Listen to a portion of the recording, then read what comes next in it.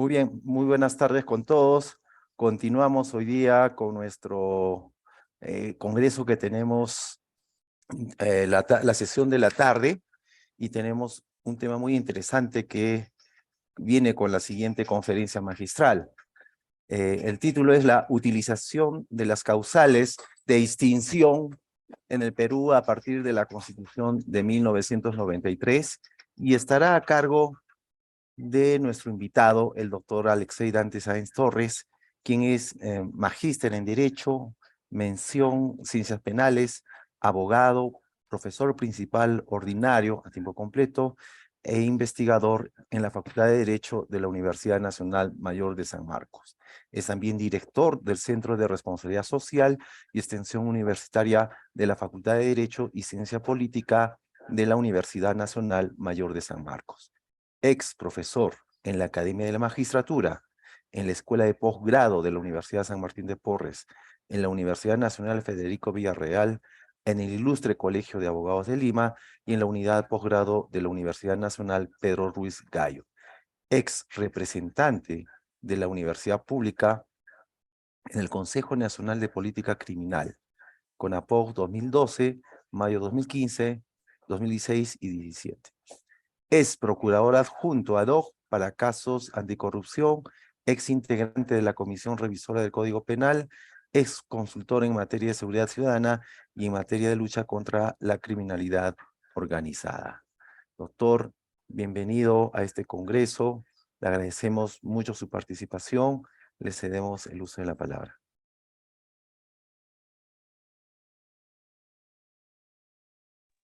Muy bien, buenas tardes, doctor Uriel Ochoa, coordinador académico en representación del Ilustre Colegio de Abogados de Arequipa.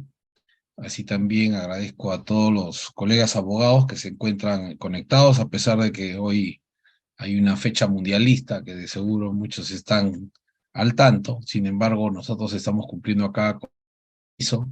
Así como también agradezco a mi querido amigo Mario Moretti Navarro por haber permitido mi participación también en este evento. Bueno, para entrar rápidamente al tema, por favor, la utilización de las causales de extinción en el Perú a partir de la Constitución de 1993 es un tema que tiene dos aspectos muy marcados, ¿no? Que es el aspecto teórico con el aspecto de aplicación. Y el aspecto teórico marca un poco la idea de entender qué cosas son las causales de extinción, ¿no? De la acción penal y de la pena en el Perú. Este es un tema que teóricamente en el Perú se ha estudiado muy poco. En otros países se ha estudiado un poco más, pero en cuanto a nuestras raíces y antecedentes de origen europeo continental, ¿no? Las causales de extinción hoy en día representan un sinnúmero de tratamientos muy diversos. Por ejemplo, hay algunos que la sitúan desde una perspectiva puramente penal, que son los menos. Hay otros que los catalogan como una perspectiva puramente procesal, a través de las famosas categorías de los impedimentos procesales, eh, o algunos como medios de defensa técnicos, dependiendo cuál sistema se opta. Y también hay algunos que consideran que su tratamiento cada vez más se mueve en el ámbito administrativo e incluso para otros en el ámbito puramente constitucional. Y es que cuando uno considera las causales de extinción en un ordenamiento jurídico, pues empieza a comprender que cada una de las causales tiene un universo o un microuniverso propio. Es así que una de las más mentadas y utilizadas en nuestro sistema justamente es la prescripción, y cómo la prescripción ha ido evolucionando desde una perspectiva, ¿no? De tenerla primero en un ámbito, digámoslo así, suelto. Los códigos no tenían propiamente un acápite, un capítulo para referirse a las causales de extinción. que pasar muchos años para que los primeros códigos empezaran a regular las causales de extinción con un título propio, pero antes de ello se encontraban dispersas en el ordenamiento jurídico, por ejemplo, en el Código Penal. En otros momentos, algunas de estas figuraban en las constituciones, más no en los códigos penales. Luego, algunas otras estaban en leyes especiales, ¿no? Ajenas al Código Penal y ajenas a la Constitución. Entonces, en un número de una primera fase en que cada una de estas causales se encontraban dispersas, eh, vino una segunda etapa, que fue justamente el consolidarlas, concentrarlas, y es así como los primeros códigos incorporan las famosas causales de extinción de la acción penal o del delito y de la sanción o de la pena, a como hoy lo tenemos nosotros, por ejemplo, en el Código de 1991, ¿no? En el artículo 78 y en el artículo 85 y siguientes. Este esquema entonces de organización, sin embargo, pasaríamos ahora a una suerte de una cuarta etapa, como lo describimos hace un momento, en el que la dinámica constitucional tiende a absorber y a constitucionalizar algunos elementos de regulación de estas causales. Me refiero específicamente porque una de las novedades de la Constitución del 93 fue justamente incorporar en el artículo 41 la duplicación del plazo de la prescripción para ciertos delitos en los que se afectaba el patrimonio del Estado. Esto, que fue una de las novedades de la Constitución del 91, luego ha pasado también, ya a partir del 2017, a consolidar una segunda faceta, ¿no? Que es el tema de la imprescriptibilidad. Entonces, hasta antes de la Constitución del 93, nosotros teníamos un sistema totalmente prescriptible, a excepción de algunos criterios del derecho internacional público, del derecho penal internacional o el derecho internacional de los derechos humanos. Nadie podía negar que los delitos en el Perú, en su mayoría, desde el punto de vista de la acción penal, eran totalmente prescriptibles. Con la Constitución del 93, este sistema de prescripción en materia penal se ve alterada por la figura de acción del plazo de la prescripción. Entonces, aquí se ve la primera intervención. Ya el ordenamiento constitucional estableció una ampliación de los plazos para que éste vaya en un segundo, ¿no? Criterio, que es el hecho de, en ciertos delitos, se puede duplicar el plazo de la prescripción. Esta fue la fórmula, aunque parezca incierto, creado por la Constitución del 93, con el famoso Congreso Constituyente Democrático, después del golpe o el autogolpe de Estado del 1992, del 5 de mayo, ¿no? De 1992. Y luego hemos tenido la siguiente regla de restricción constitucional, que es justamente declarar que algunos delitos se tornan imprescriptibles. Y esto en dos facetas, ¿no? Por un lado, los delitos contra la libertad sexual y conexos, de alguna forma, y por otro lado, los delitos contra la administración pública. Una fórmula constitucional respecto de la otra, más imperfecta, con algunos elementos criticables, pero esta ha sido la primera entonces influencia de la Constitución de 1993 sobre las causales de extinción. Un segundo elemento de, digámoslo así, precisión en cuanto a la utilización de las causales de extinción de la acción penal y de la pena, conforme a la Constitución del 93, fue la incorporación de una figura, ¿no?, al cual la Constitución la ha denominado, dentro de las facultades discrecionales del presidente de la República, el derecho de gracia, o comúnmente llamado como la gracia. Pero cuando uno ve los antecedentes, específicamente todo lo referente a lo que podría ser, pues, ¿no?, el diario de debates del Congreso de la República, en este caso el Congreso Constituyente Democrático, se percata que para regular justamente esta figura de la acción como una causal futura, ¿no?, de extinción de la acción penal implementada en esta Constitución, todo hace referencia a un retroceso de un tema que se discutió mucho en 1990, que fue el famoso caso de los indultos a procesados. Entonces, a raíz de los indultos a procesados, se generó todo un problema con el famoso Decreto Supremo 017-JUS-1990. ¿Qué se pretendió con este Decreto Supremo? Eh, Elaborar un marco legislativo para poder, por parte del Ejecutivo, es decir, el Presidente de la República, vía Ministerio de Justicia, otorgar indultos, ¿no?, a procesados.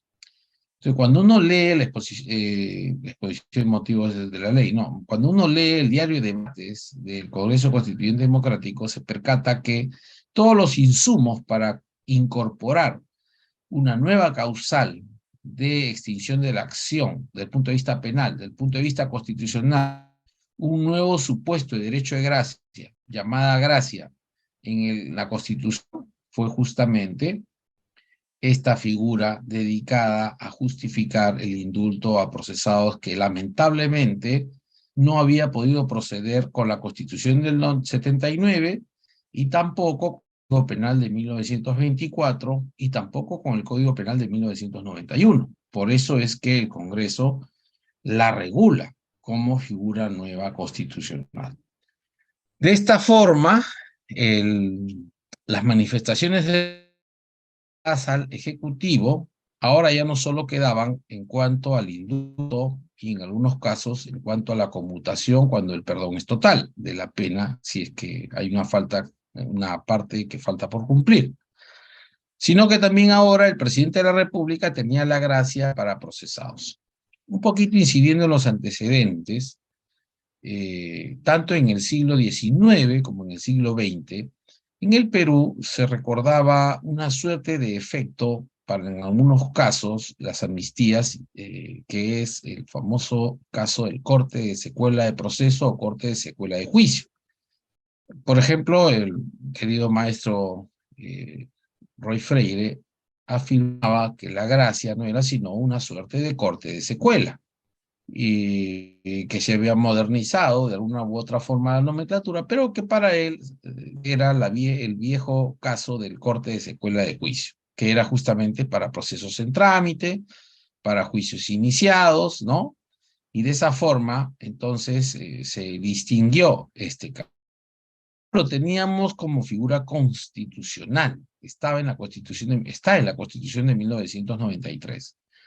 De estas dos causales, que son las que más se han modificado desde el punto de vista de la Constitución del 93, lo que nosotros hemos podido contemplar en el caso de esta última es un uso muy politizado para determinados temas, ¿no? O sea, la gracia como potestad presidencial ha sido utilizada más de las veces con mucho, digámoslo así, con un criterio político. Como no se pudo hacer la gran reforma en el 90, entonces se constitucionalizó. Pero de ahí a la fecha, cuando uno ve la cantidad de casos donde se han dado derechos de gracia por los diversos gobiernos que han habido, bueno, los casos más escandalosos han sido cuando se ha otorgado esta gracia para determinados políticos amigos del régimen de turno correcto, ¿no? En un caso, recuerdo mucho en el gobierno de Toledo, uno de los casos de derecho de gracia que se discutió mucho fue justamente el caso Jailili, ¿no? De un ex viceministro, ¿no? Que estuvo involucrado en algunos hechos, pero se dice que por la cercanía al presidente de aquel entonces se le otorgó este derecho de gracia bajo ciertas consideraciones. Otro de los casos del derecho de gracia que también se concedió en algunos procesos fue justamente para el caso del general de Anderas, Otone, ¿no? Que en el año 2009, por parte del presidente de turno, recibe también este derecho de gracia. Otro de los casos ha sido, en algún supuesto, el mismo caso de Fujimori también, ¿no? a través del año 2017. Y de seguro podemos mencionar, pero hay un caso célebre muy antiguo que también se dio, el famoso corte de secuelas, que fue justamente al Cantor de América, ¿no? José Santos Chocano, a raíz de un incidente que había tenido delincuencial, finalmente terminó beneficiado con este corte de secuela de aquel entonces, ¿no? Ahora llamado Gracia, eh, conforme a la Constitución de 1900. Preguntamos cuál ha sido, desde esta perspectiva, la idea que el derecho penal, enraizado con otras ramas como el derecho internacional de los derechos humanos, a través de las sentencias de convencionalidad de la Corte Interamericana de Derechos Humanos, así como también del derecho penal internacional, hoy existen algunos criterios para limitar la aplicación y los alcances de estas causales. Porque valga la ocasión para recordar que estas tal vez con el indulto, aunque el indulto no se modificó constitucionalmente hablando ni penalmente hablando, ¿no? El indulto ha representado también de las causales de extinción de la ejecución de la pena que más se ha aplicado, ¿no? A partir de su vigencia con la Constitución del 2003, ¿no? Algunos gobiernos más que otros.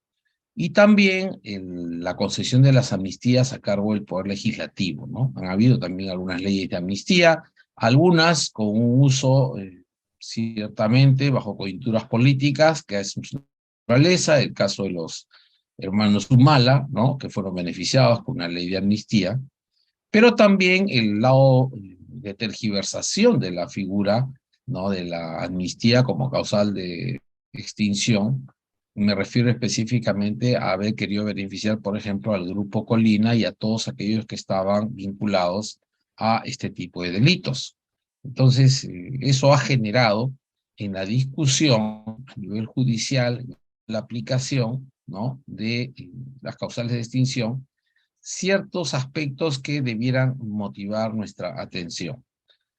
Por ende, cuando nosotros indicamos en el título, ¿no? La utilización ha sido, pues, eminentemente en muchos de estos casos mencionados con un tema de efectismo. No sé si decirlo políticamente, ¿no? Porque yo entiendo que la política está más vinculada a un quehacer noble que a un beneficio particular.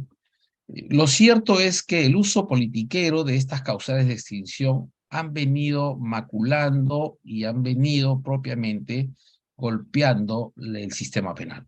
Porque los justiciables de nuestro país empiezan a entender que de nada vale que alguien vaya al proceso, se gaste mucho dinero en el proceso, se logre una sentencia condenatoria cuando ésta sea debidamente justificada, es decir, motivada, respecto de aquel que, bueno, pues de pronto no tiene todos estos recursos, igual va a seguir cumpliendo la pena, mientras que este otro, que ha hecho gastar mucho dinero al Estado para obtener una sentencia condenatoria, no paga la reparación civil y luego más bien es beneficiado a través de estas figuras.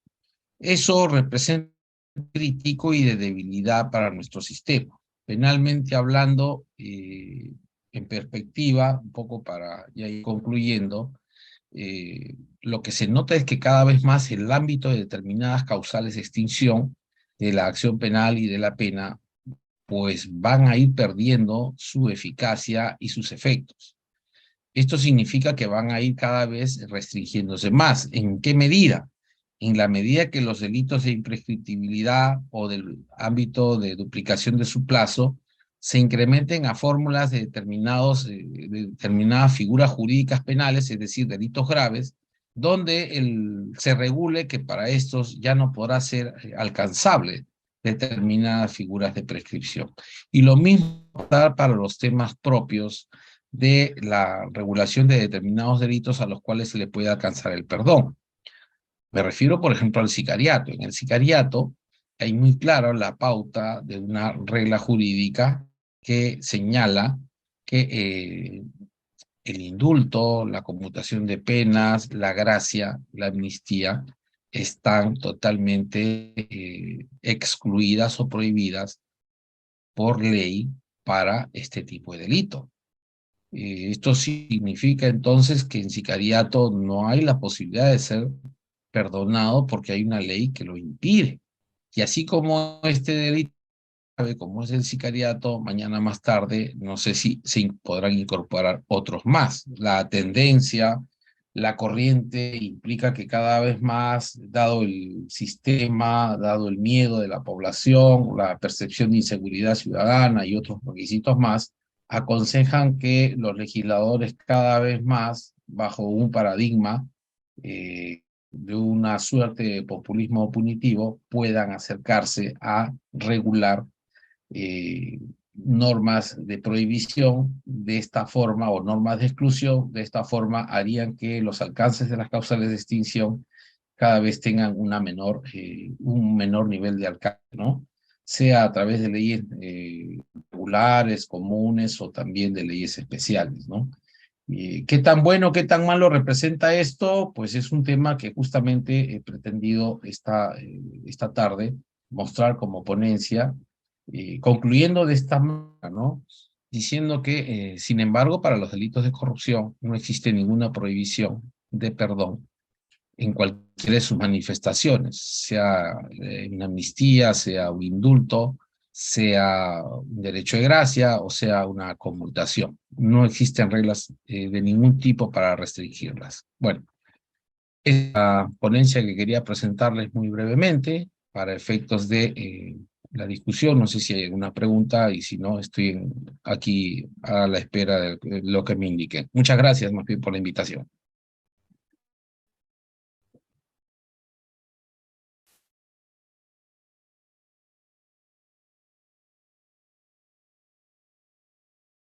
Bien, queremos dar las gracias al doctor Alexei Sáenz Torres y bueno, a los participantes les solicitamos que puedan dejar sus preguntas en el chat o si no, formularlas directamente a nuestro expositor. Tenemos una mano levantada, doctor Mario Moretti, buenas tardes. Buenas tardes. Ante todo, felicitar al doctor Alexei Sáenz, al profesor Alexei Sáenz, por su ponencia, muy ilustrativa, como siempre, muy claro, muy preciso, un buen eh, discípulo de la Escuela de San Marcos, de profesores como el doctor Bramontares, el doctor Roy Freire. Y también, pues, muchas gracias por participar de este evento, un lujo. La pregunta que yo tengo es la siguiente. Em, el profesor Greco de la Universidad de Berlín, él dice más o menos lo siguiente, dice: el derecho penal se distingue de la política porque consiste en darle razones al poder, y esa es la diferencia. Mientras que la política es el poder político, el derecho es la exigencia de razones a ese poder. Y en tal sentido, sí, la pregunta que me hacía mientras lo escuchaba es: ¿qué criterios se pueden otorgar de razonabilidad a instituciones como el indulto, estas gracias, cuando tratamos de abordarlas, y cómo evitamos que se produzcan excesos como el caso yo pensaba en el caso de Crucillat, muy sonado, para poder establecer este tipo de, de cerrojos a un mal uso de estas instituciones? Muchas gracias.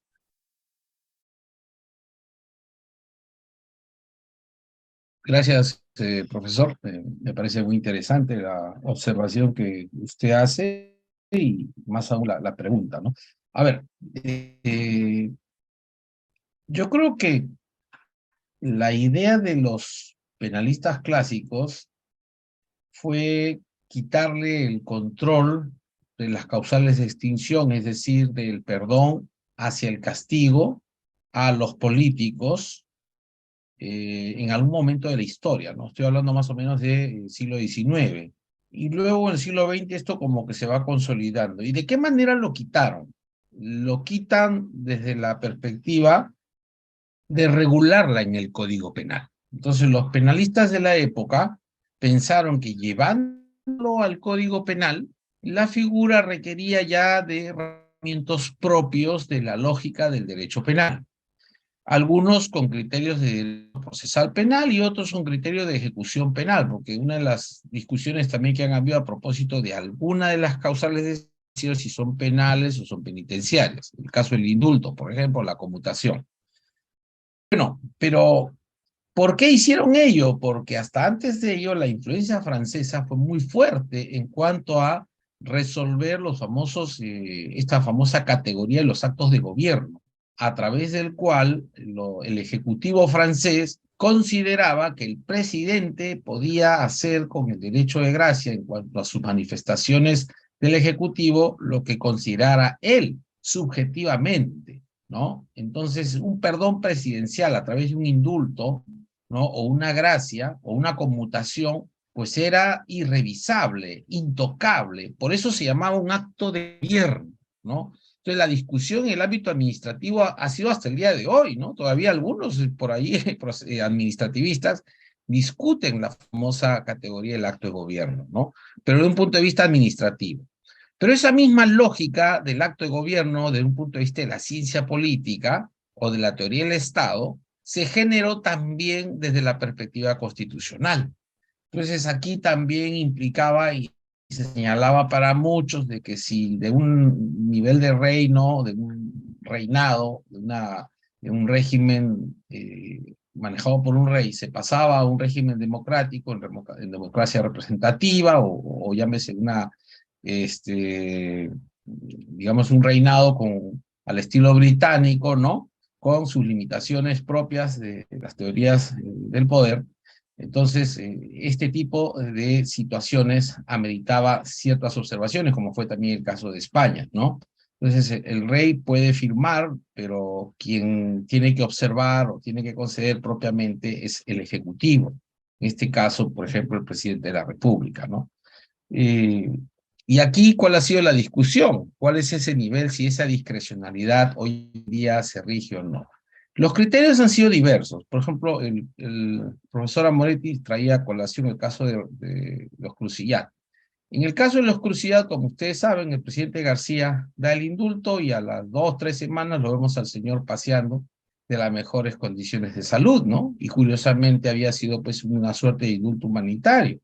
Al final el tema y el TC estableció que el único que podía generar la validez o invalidez en realidad era el mismo TC y que el presidente no podía invalidar por más que lo había hecho a través de una resolución. Sin embargo, el TC dejaba sentado que eran ellos los que tenían que establecer si estaba bien o mal dado o concedido un derecho, ¿no? O, perdón, un indulto, como el caso de los Crucillados. En adelante, con esta situación, lo que dejó sentado entonces el Tribunal Constitucional es que es una figura muy híbrida, porque por más que los penalistas quisiéramos darle razones, ¿no? A la justificación o por qué se debe indultar, ¿no? Distinguiendo el indulto común o general del indulto humanitario, que tiene unas figuras mucho más apreciadas y más desarrolladas en el derecho internacional de los derechos humanos. Lo cierto es que el derecho penal, digámoslo así, que mucho tiempo ha convivido la concesión de un derecho de gracia, de un indulto, de una conmutación, con la decisión personal del gobernante.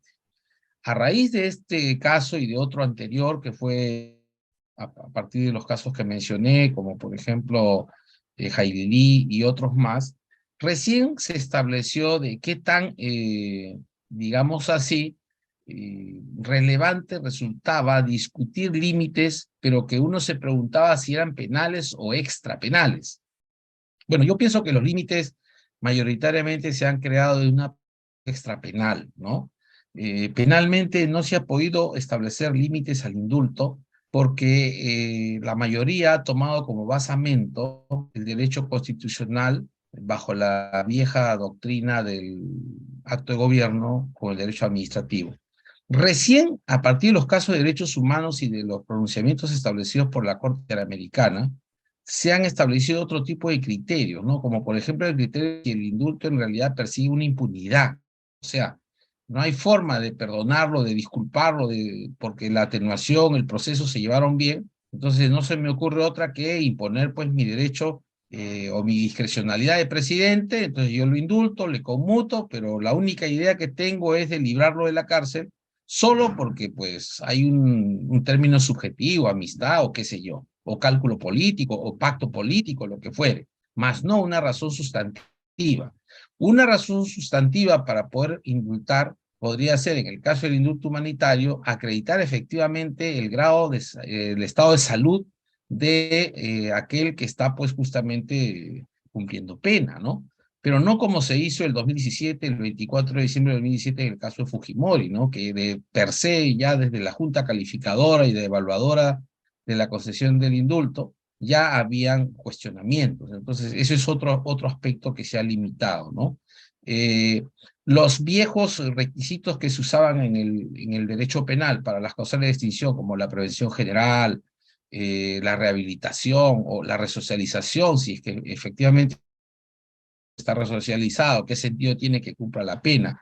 O el viejo caso también, Mario, me has hecho acordar, anoche revisaba justo la tesis de Jiménez de Azúa, ese trabajo que publicó allá por el año 13, si más no recuerdo, el siglo pasado, ¿no? En la sentencia indeterminada, ¿no? Que bajo la influencia francesa, el mismo Jiménez de Azúa establecía, pues, ¿no?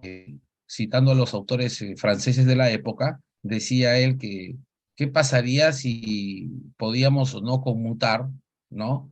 La pena a alguien que pues, ya está resocializado y, sin embargo, no tiene sentido que cumpla la pena. Pero a la vez también el mismo Jiménez de Azúa, citando a otro cuestionaba y decía, con ese criterio también, ¿qué pasa con aquel que ya cumplió la pena y no se hace resocializado? En ambos casos, el criterio de conmutación resultaría el mismo si se trata de excluir el uno y otro caso, porque no se le encontraba la racionalidad bajo el criterio de las famosas sentencias indeterminadas, ¿no? Que como todos sabemos hoy se asemeja mucho a la fórmula de las medidas de seguridad, pero unas medidas de seguridad del modelo de Mark Ansel, ¿no? No los modelos de medida de seguridad que tenemos hoy. Entonces, creo que esos límites desde el punto de vista penal no han resultado del todo matizados porque más han ido en la perspectiva genérica de la teoría de la pena, pero en el ámbito específico más han ido con los criterios de los informes penitenciarios, ¿no? Que muchas veces se han dado de una manera muy cuestionable. Yo creo que esto me permitiría, y agradezco mucho la pregunta que se me ha hecho para poder responder, y por cierto, bastante compleja la pregunta que nos hizo el profesor Mario en función de la opinión del profesor Greco, ¿no? Pero que es un criterio que hay que tomarlo en cuenta porque sí, debemos buscar siempre las razones, como lo dice el mismo Atienza también, ¿no? Si vamos a utilizar un criterio, sea en la doctrina o en un nivel de decisión, debemos justificarla, debemos dar razones muy fuertes para que no se llegue al subjetivismo, que es lo que debemos evitar en el conocimiento de la doctrina penal, ¿no? Agradecemos, doctor, por su respuesta. Tengo una, aprovecharemos de lo que nos resta de nuestro tiempo. La pregunta es, ¿le parece si el indulto debe estar prohibido para ciertos delitos? Por ejemplo, violación de menores, terrorismos, jefes de organizaciones criminales u otros delitos graves. Ya, yo justamente comentaba que ya hay prohibiciones para el indulto y el derecho de gracia. El caso más emblemático en estos momentos es el que tienen los mayores candados habidos y por haber en la historia republicana o en la historia de los 200 y casi un años de fundación de la República, es el sicariato, ¿no? O sea, con el sicariato, el sicario tiene que cumplir la pena si es que es condenado. No hay forma de conmutarle, no hay forma de darlo, no hay forma de amnistiarlo. Entonces, mi preocupación más bien va, y por eso que terminaba con una reflexión, decía que para los delitos de corrupción no hay nada, no hay nada que les impida no ser perdonados en sus diversas manifestaciones. Pero mi otra preocupación era que lo más probable es que la tendencia de ir incorporando exclusiones, reglas de exclusión de las causales de extinción de la acción penal y de la pena, probablemente a través del perdón, sea para los delitos que se me ha preguntado y otros más, ¿no? Imagínense, o sea, si alguien hubiese pensado esto cuando Roy Freire, por ejemplo, redactó el famoso decreto 043, o después de que se constitucionalizó el decreto ley 2575, que era la ley de terrorismo, en ningún momento se decía que el terrorista, por ejemplo, podría ser indultado, amnistiado.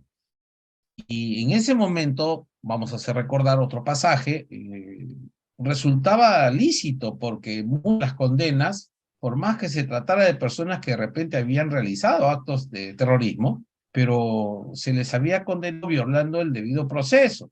Es por esa razón, acuérdense que Fujimori, presionado por los organismos internacionales, se ve obligado a implementar la famosa comisión ad hoc del ya desaparecido padre Hubert Lancier, donde ahí justamente el presidente de la República, a través de la conmutación del derecho de gracia y en unos casos del indulto, pudo, si se quiere, pues tratar resolver los problemas de condenas que habían sido establecidos violando el debido proceso, ¿no? Entonces, eso fue en esa época, ¿no? Ahora, si hubiese habido desde la primera vez esto, hubiese sido imposible crear esa comisión, hubiese tenido que cambiarse la legislación para poder dar esas opciones.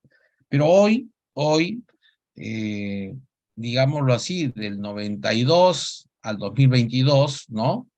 Son 20 años, nuestra coyuntura es diferente. Hoy tenemos un nivel de organizaciones criminales, un nivel de, como lo decían, los delitos de violación contra menores donde hay cadena perpetua, y si hay cadena perpetua, en teoría, hay la posibilidad, conforme los tratados internacionales, que la cadena perpetua se revise a los 30 años, y eso significa que podría, por ejemplo, ser una conmutación de la pena al día de hoy, ¿no? Y así todo delito que tenga cadena perpetua.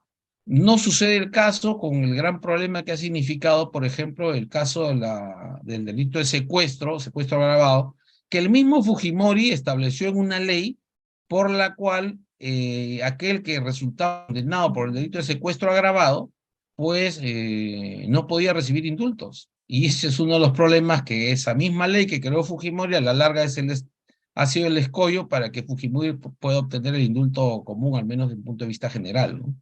Así que mi preocupación va en función de qué tan, digamos así, qué tanta discusión, qué tanto diálogo, qué tanta aporte de la teoría, de la doctrina, de la jurisprudencia y de los organismos internacionales nos llevarían a ver si es del todo recomendable empezar a regular más exclusiones de las que ya tenemos o de las que debiéramos tener.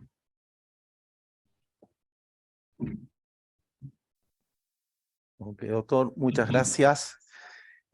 No habiendo más preguntas, le queremos reiterar nuestro agradecimiento, doctor Alexei Sáenz, por su participación en este congreso. Igual esperamos que en el futuro tengamos otra oportunidad también de poderlo tener en nuestras instalaciones o a través del Zoom en un evento que podamos organizar. Muchas gracias, doctor. Quedamos entonces pendientes de alguna vez en el futuro con su ponencia en algún tema en concreto. Muchas gracias también de mi parte, y felicito y saludo al Colegio de Abogados de Arequipa que siga realizando estos eventos y a los organizadores. Muchas gracias, doctor. Bien, continuamos con las exposiciones que tenemos en esta tarde y las